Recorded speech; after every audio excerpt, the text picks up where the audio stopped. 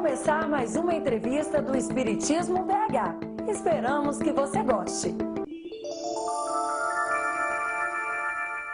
Com muita alegria, hoje nós recebemos a nossa querida amiga e companheira Sueli Caldas Schubert, que em visita a Belo Horizonte veio conversar conosco um pouco sobre a mediunidade em crianças. Tudo bem, Sueli?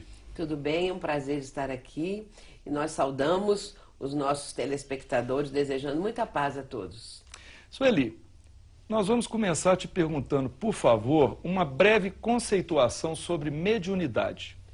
Mediunidade, Allan Kardec nos expõe isso muito bem em O Livro dos Médiuns, que hoje nós estamos comemorando nesse ano, né, de 2011, nós estamos comemorando 150 anos do lançamento dessa obra, que é aquela obra maior relativa à mediunidade. Desde a introdução, ele já vai mencionando a respeito dessa faculdade, dizendo que, apesar de todos sermos mais ou menos médiuns, só assim denominamos aqueles em que a faculdade se mostra bem caracterizada. É aquela capacidade que o ser humano tem de entrar em contato, intercâmbio, sintonia com o mundo dos espíritos, com o mundo espiritual. É uma faculdade natural, como os nossos outros sentidos, o da visão, da audição, etc. Portanto, a mediunidade é natural na vida do ser humano, sempre existiu. O ser humano, através das épocas, mesmo aqueles homens primitivos, já tinham essa percepção do mundo espiritual, e nós sabemos disso através da presença dos feiticeiros, dos pajés, que eram aqueles responsáveis para entrar em sintonia com os antepassados, que vinham trazer qualquer tipo de orientação, comunicação, ou simplesmente para mostrar que a vida continua.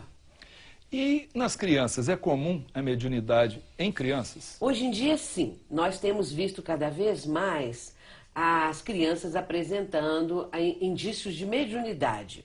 Isso está indo num ritmo muito mais intenso do que aos tempos anteriores. Mas também a população aumentou bastante, então é claro que o maior número de crianças apresentam os indícios da faculdade. Nós sabemos que criança tem uma imaginação muito fértil. E às vezes, criança que diz que tem um amiguinho invisível, ou que vê assim um velhinho, uma velhinha nos cômodos da casa, às vezes os pais acham que seria fruto da imaginação. Inclusive, a psicologia aceita o amigo invisível, mas dentro dessa perspectiva. É a imaginação infantil, que é uma imaginação muito fértil, muito criativa. A criança, às vezes, vive muito sozinha e ela começa a inventar um amiguinho.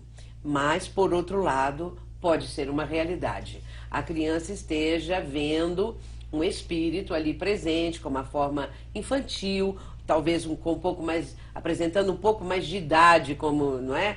Seria a da criança propriamente que está vendo.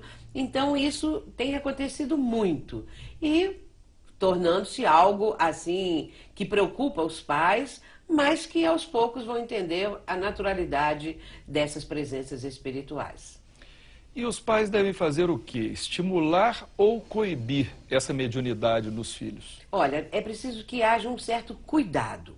Porque estimular e ficar os pais a perguntar o tempo todo, o que você está vendo, viu alguma coisa hoje? E às vezes dizem assim, meu filho é um missionário, meu filho é um espírito de luz, porque ele vê os vultos, ele vê espíritos. E isso aí não é bom, porque a criança pode começar a achar que é um ser privilegiado, que é um ser diferente. Coibir também não é bom, porque a criança vai ficar, às vezes, amedrontada no sentido do que os pais vão fazer com ela, porque estão proibindo e mesmo assim ela continua vendo. Não se pode segurar ou impedir a presença dos espíritos, porque são eles que querem falar com os encarnados, de forma que por isso eles aparecem. Portanto, o melhor seria procurar uma casa espírita e ali ser orientado. Agora, é claro que os pais nem sempre têm essa noção.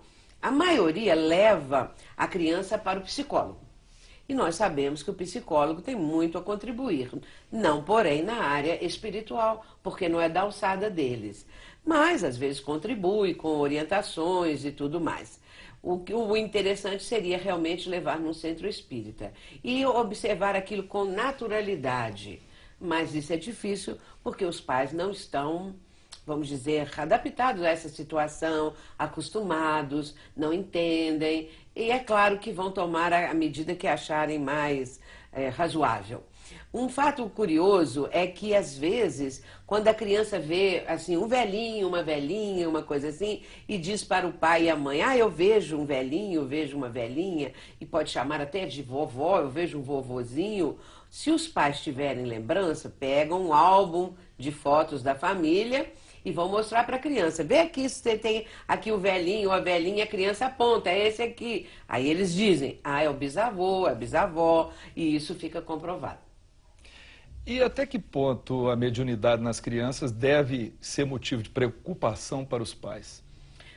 Preocupação, quando os pais não entendendo, podem achar aquilo alguma coisa assim, que significa um transtorno, um distúrbio mental, algo que venha realmente a trazer preocupação.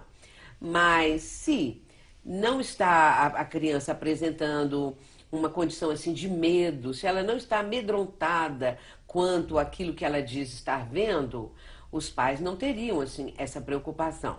Mas se ela apresentar indícios de medo, de irritação, de algo que mostre um aspecto negativo da questão, aí sim. Mas tem pais que se preocupam com tudo, a verdade é essa. E aí vão procurar aquilo que acharem mais conveniente. Geralmente tem um parente, um vizinho, alguém que fala, leva no centro espírita, e aí já vai mudar o rumo das coisas. E que sinais podem indicar aos pais que os filhos estão manifestando um fenômeno mediúnico e não um distúrbio psicológico ou orgânico? Você está fazendo uma pergunta que nem no campo dos adultos isso é fácil de identificar. Eu vou falar sobre isso até na palestra que vou apresentar no Hospital André Luiz. Que é motivo da sua vinda, né? Exatamente. E da UEM, né? A convite da União Espírita Mineira. E também do Hospital André Luiz. Mas o Dr. Jorge Andréa, médico psiquiatra espírita, hoje com 94 anos, num dos seus livros, que são excelentes, Dr. Jorge Andréa diz assim, que os sintomas entre uma obsessão e um distúrbio mental são imbricados, que é muito difícil você identificar. A mesma coisa ocorre com aspectos mediúnicos. Porque se a criança, vamos dizer, tem medo, ou se a criança fala constantemente naquele amigo, naquela circunstância, aí já pode denotar alguma coisa que preocupe, alguma coisa que indique algum distúrbio, se vier acompanhado de outras coisas. Terror noturno, criança que acorde chorando, falando que está vendo alguma coisa horrível, acorda assim assustada. Vários outros aspectos podem estar sendo associados e aí sim dá uma ideia de ser um distúrbio. Geralmente uma criança bem assim pequena, na primeira fase infantil, é mais difícil que um transtorno mental se torne tão visível. Mas claro que, sendo mediunidade, isso pode começar bem aí, pelos 2, 3 anos, né? Pode começar. A idade é muito variável também. Portanto, é difícil identificar. E às vezes o pai e a mãe se levam a criança para um psiquiatra, primeiro é sempre o psicólogo, depois o caminho é o psiquiatra, se esse indicar, um neurologista, se a criança tiver determinados tipos de crises diferentes, que lembram uma crise epilética, alguma coisa desse tipo, aí vai complicando cada vez mais. Porém, um centro espírita poderá dar às vezes a explicação. E quais são as principais causas da obsessão e por que elas atingem também as crianças? A criança é um espírito antigo. Ela só tem o aspecto, não é? Um corpo físico assim frágil, aspecto infantil, aquela inocência das crianças que elas denotam. Mas ali está um espírito muito antigo, que traz sequelas do passado, que traz situações dolorosas do seu ontem, do seu pretérito, e vem hoje nesse aspecto. Nós sabemos, conforme está em O Livro dos Espíritos, quando Kardec vai abordar a questão da infância, que Kardec menciona, e os espíritos respondendo às perguntas de Kardec, que a criança vem com esse aspecto assim frágil para despertar o amor dos pais, as atenções. Mas, na verdade, ali está um espírito muito antigo, que às vezes é mais velho que os pais. E, sendo assim, pode ter desafetos do passado, que estão cobrando. Antigamente, não é tão antigamente, mas antigamente, digamos assim, havia uma ideia que criança não sofria obsessão. Que criança tinha uma proteção tão especial, mas tão especial, que não havia espírito obsessor atormentando uma criança. O tempo, o estudo veio mostrar que, sendo a criança um espírito antigo, isso pode acontecer. E a criança está ali num comprometimento do passado, talvez muito grave, e por isso o espírito se aproxima, porque ele está buscando aquele do passado. Ele não vê o bebezinho, ele não vê uma criancinha, ele vê o algoz do passado. E por isso ele fica ali provocando muitas situações dolorosas para as crianças e dolorosas para os pais, que ficam completamente desnorteados conforme é o caso, a gravidade, crianças que têm ideias até de suicídio, né? Então o pai e a mãe ficam preocupadíssimos. Quando chega nesse ponto, o caso é muito grave. Eu vou lembrar aqui o seguinte, o livro Dramas da Obsessão, de Ivone Pereira, ela vai relatar nesse livro o caso de Leonel e da filha dele, Alcina. Tanto Leonel quanto Alcina eram obsidiados de berço. O Leonel, pai de Alcina, foi obsidiado de berço. E depois, quando ele casou, que a esposa teve essa filha, a filha Alcina era obsidiada de berço. Mas eles tinham muitos comprometimentos do passado gravíssimos, que justificavam, ou pelo menos explicavam, o fato de terem processos obsessivos graves. E quais seriam, então, as alternativas para o tratamento da obsessão, né, dos pais para com os filhos? E os médicos e os psicólogos seriam dispensáveis nesse tratamento? Depende. Essa é a parte da pergunta, a parte final. Se médicos e psiquiatras seriam dispensáveis, depende do que a criança apresenta, o quadro. Porque, como eu disse, às vezes é um terror noturno, pode ser a criança com uma hiperatividade, uma agressividade também, que não tem explicação. E é preciso ter um acompanhamento também de um especialista nesse campo. Mas se foi comprovado que é obsessão ou mediunidade assim, no fato bem atormentada, digamos, as duas coisas podem caminhar junto. A gente vê como que o problema é complexo. Se nós começarmos a imaginar situações de crianças que sofrem esses tormentos, e aí já estou falando de crianças de 5 anos, 6 anos, 7 anos, essa fase assim, nós vamos sentir que é doloroso se ela tem distúrbio mental aliado a processo obsessivo. E é um caso assim bastante grave, bastante doloroso para a criança, marca muito a família, lembrando que os pais têm também comprometimentos com essa criança, porque ela não vem no lar de um casal, numa família, numa pessoa, junto a uma pessoa, sem que haja um compromisso também. Fazem parte do problema do passado. Então é difícil de identificar e é difícil de tratar determinados casos. Sim, mas se os pais forem para um centro espírita, e nesse centro espírita houver ali um atendimento de pessoas bem amadurecidas, bem entendidas no assunto, pode minimizar bastante a situação. Como que vai atender essa criança, o que deve ser feito para que possa sofrer menos, porque o sofrimento é grande, não é? Especialmente os pais. No dia a dia, podem os pais contribuir para a saúde espiritual dos filhos que apresentam sinais de mediunidade? E como? Claro, os pais podem, porque se nós não estamos falando mais de espíritas, vamos falar de pessoas que têm uma religião, pessoas religiosas. Isso é importantíssimo, que os pais transmitam aos filhos as noções de Deus, de honestidade, de dever, de ética, essas noções todas, ensinar os filhos a orar. Os filhos precisam aprender a orar, ter um respeito pelo próximo, porque isso tudo deflui da religião. Se os pais encaminharem os filhos numa base religiosa sólida, eles próprios também participando e dando exemplos, é claro que eles vão contribuir para a saúde dos filhos, seja em que religião for. E se for no Espiritismo, melhor ainda, porque a doutrina nos abre uma perspectiva tão ampla, tão bela, tão completa, que o ser tem mais condições, o ser humano, de caminhar, de progredir, de ter algo na vida que realmente seja benéfico para essa criatura, que vai amealhar condições para um salto qualitativo nessa atual reencarnação. Portanto, os pais podem contribuir.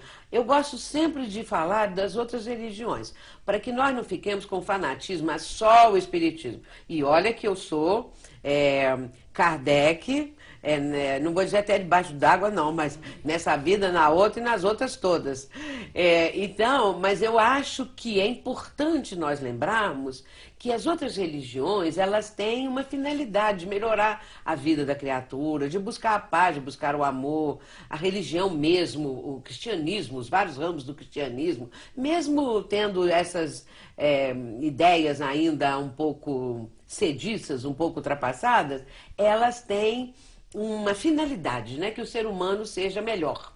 E isso é importante, porque haveria menos corrupção, menos desonestidade, haveria ética que hoje a gente quase não encontra, porque isso também precisa ser passado para os filhos. Portanto, os pais podem ajudar muito na saúde espiritual dos filhos. E como lidar com processos mediúnicos de crianças cujos pais não são espíritas? Claro que complica. Claro que fica muito mais difícil, porque aí vem um avô, vem uma avó, vem um vizinho, uma tia, alguém que vai falar alguma coisa. Porque se a criança nasce num meio familiar, vamos dizer, totalmente indiferente a isso, mas a criança apresenta, é claro que por vias indiretas, a espiritualidade vai possibilitar a essa criança uma ajuda. Senão, para que ela veio assim, com indícios de mediunidade, se ela está num meio totalmente adverso? Pode acontecer que venha um avô e peça, eu vou levar, deixa eu levar lá no centro espírita onde eu vou, ou um vizinho, ou uma madrinha, um padrinho, alguma coisa desse tipo, não é? Mas se não acontecer isso, a criança, deve haver casos assim, né? A criança acaba ficando taxada de uma criança diferente, uma criança meio louquinha, meio qualquer coisa, e isso pode ser uma dificuldade na vida dela, né? Muitas pessoas sofrem isso. Eu lembro que o próprio Chico Xavier, né?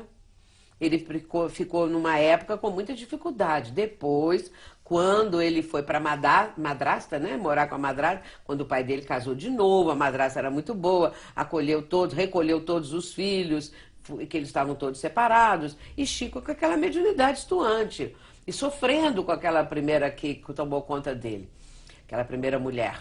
E depois, então, ele teve a perspectiva de abrir aquele canal mediúnico, porque a madrasta era muito boa e não corrigia, não impedia, não o sacrificava, né? Então pode acontecer casos assim. Eu me lembro também que, se a gente for citar Divaldo Franco, citar Raul Teixeira, todos começaram muito cedo mesmo. Agora, um caso muito interessante é o de Elizabeth de Perrance. Porque Elizabeth Sperance, ela nasceu em Londres. Ela vivia num casarão, imagina um casarão em Londres no século XIX. Deve ser aqueles casarões assombrados. E era assombrado porque andava espírito para aquele casarão, para tudo quanto era lado. E ela via. A mãe era muito doente, vivia na cama. E ela ficava por conta das serviçais da casa. O pai viajava num navio, nunca estava presente.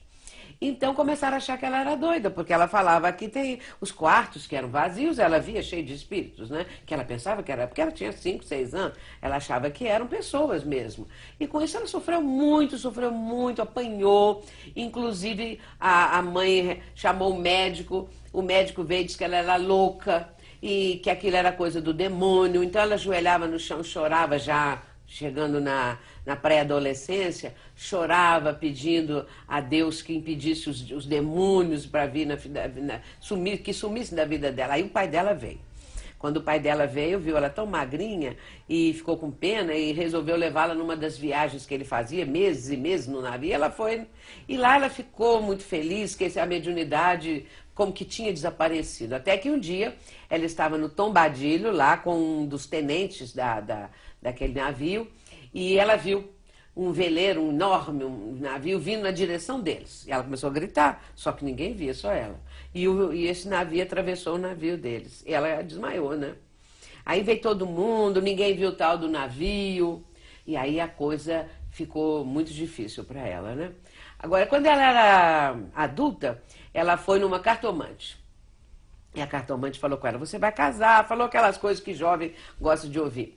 Mas você vê coisas que ninguém vê, falou com ela. Portanto, foi uma vida de sofrimento, né? Assim, na fase infantil. Como podem as casas espíritas se organizar para oferecer apoio às famílias cujas crianças apresentem sinais de mediunidade? Claro que as casas espíritas precisam se preparar para isso. Porque se está aumentando muito o número de crianças que já tenham esses indícios de mediunidade, é natural que as casas se preparem. Aí eu vou contar o caso da nossa casa espírita, em Juiz de Fora, a Sociedade Espírita Joana de Ângeles.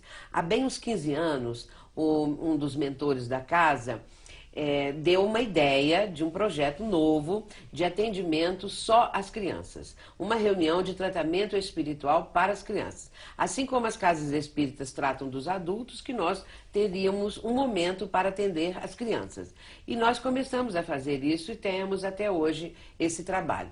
É um trabalho assim, que as pessoas vêm, os responsáveis, trazem as crianças e há toda uma triagem, toda uma equipe, né, preparada para isso e entram algumas crianças, não o número todo ali, entra 4, 5 crianças, mas os médiuns sabem os problemas das crianças, isso é muito importante. Porque é claro que uma criança hiperativa, você não vai dar um passe, o médium não vai transmitir um passe para ativar ainda mais aquela criança, energizar a criança.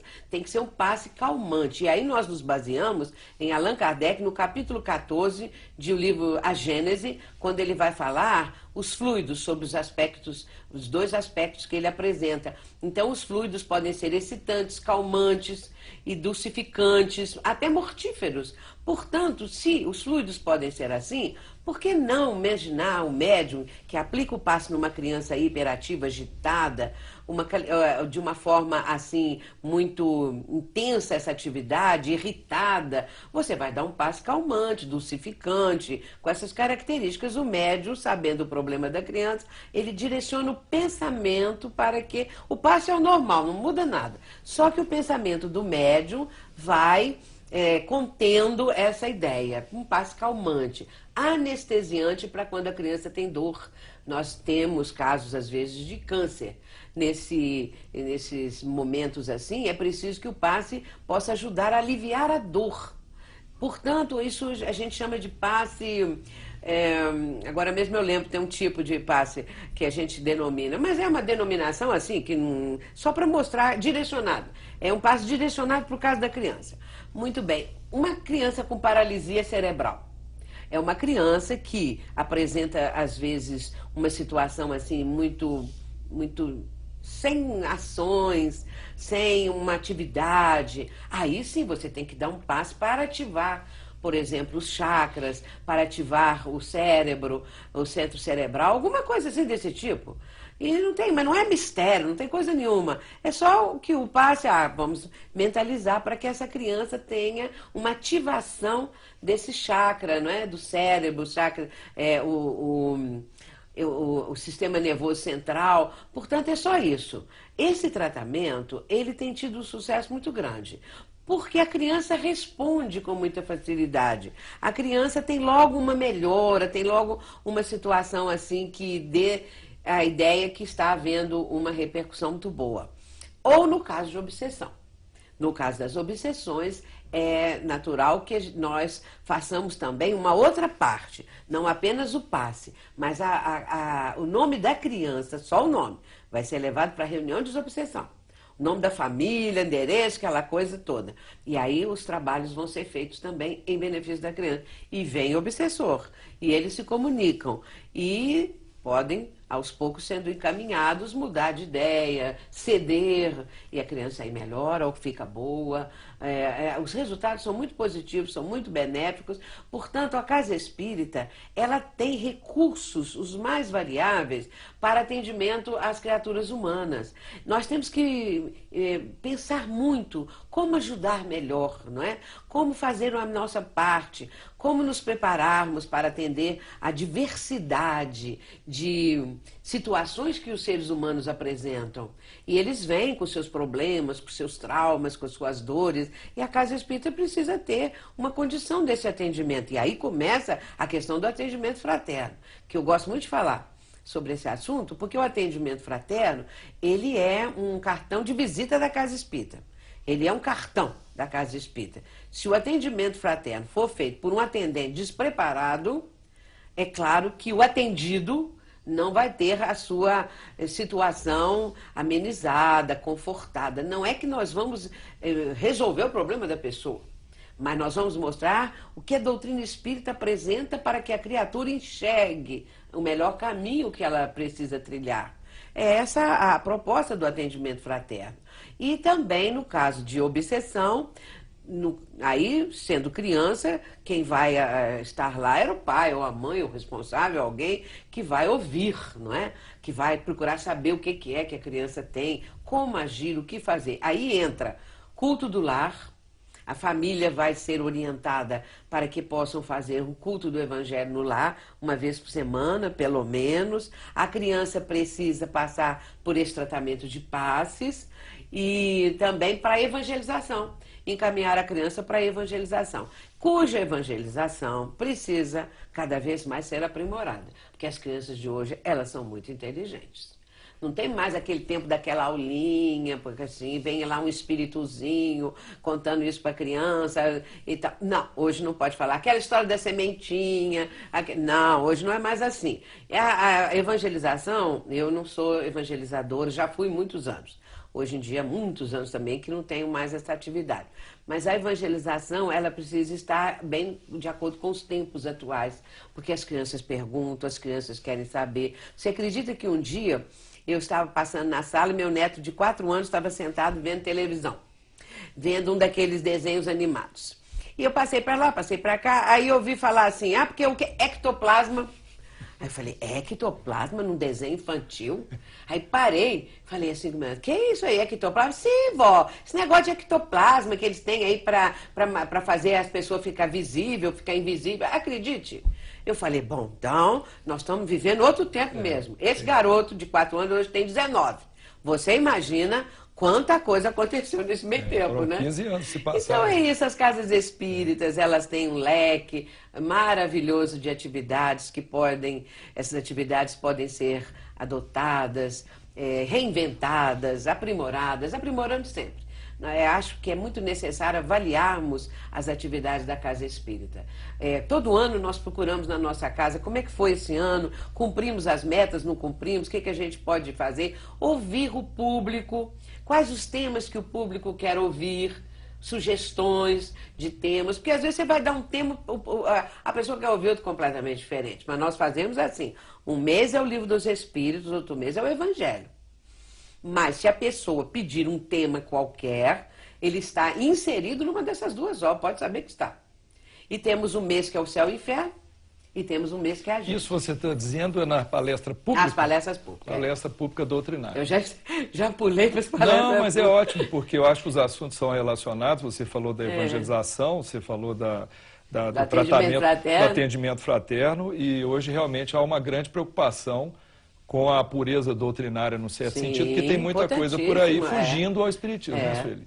Importantíssimo. Porque as pessoas, elas dão ideias de temas, mas todo tema que a pessoa der ideia, você encontra nessas obras. Elas estão ali em semente, digamos, aí sim. Porque Kardec não podia tratar de tudo, mas tem a física quântica no Livro dos Espíritos, por exemplo. Mas você tem que estudar para saber onde que está, né? E aí você acha. Bom, a nossa proposta era essa, pena que acabou, mas nós aqui do Espiritismo BH ficamos imensamente alegres de você ter concedido um momento na Eu sua, agradeço muito na essa sua grande oportunidade. tarefa aqui, né, em Belo Horizonte, para poder ter nos ajudado um pouco. Obrigada, agradeço e desejo muita paz para todos. Obrigado. Então, o que achou dessa entrevista? Dê a sua opinião acessando o Fale Conosco. Até breve!